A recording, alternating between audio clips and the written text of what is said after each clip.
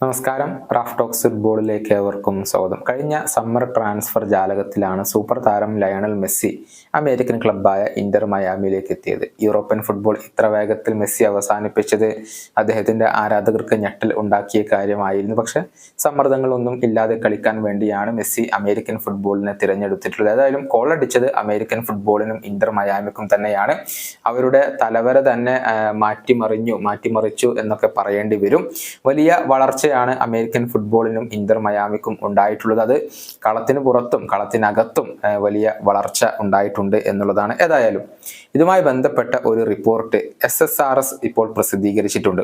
അതായത് അമേരിക്കയിലെ sports research polling കമ്പനിയാണ് SSRS.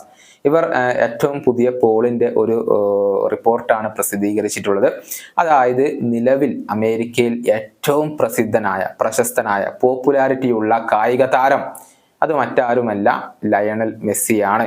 അദ്ദേഹം ഇപ്പോൾ 1-ാം സ്ഥാനത്തേക്ക് വന്നിട്ടുണ്ട് എന്നുള്ള ഒരു കാര്യമാണ് ഇവർ പ്രസിദ്ധീകരിച്ചിട്ടുള്ളത്. നമുക്കറിയാം, അമേരിക്കയിൽ ഫുട്ബോളിന് അഥവാ സോക്കറിന് വലിയ ജനപ്രീതിയൊന്നുമില്ല. പക്ഷെ മെസ്സി അവിടെ ജനപ്രീതി വർദ്ധിപ്പിക്കുകയായിരുന്നു. മെസ്സി തന്നെ പല പ്രശസ്തരായ ഇതിഹാസങ്ങളെയും മറ്റുള്ള കായിക ഇനങ്ങളിലെ ഇതിഹാസങ്ങളെയും മറികടന്നുകൊണ്ട് മെസ്സി ഇപ്പോൾ 1-ാം സ്ഥാനം നേടി എന്നുള്ള ഒരു റിപ്പോർട്ടാണ് ഇവർ പ്രസിദ്ധീകരിച്ചിട്ടുള്ളത്. നമുക്കറിയാം, ഒരുപാട് ഇതിഹാസങ്ങൾ അമേരിക്കയിലുണ്ട്. മുൻപ് ജേതാക്കളായ ഇതിഹാസങ്ങളാണ് Michael Jordan, Tiger Woods, Peyton Manning, Kobe Bryant, Stephen Curry, LeBron James, Tom Brady.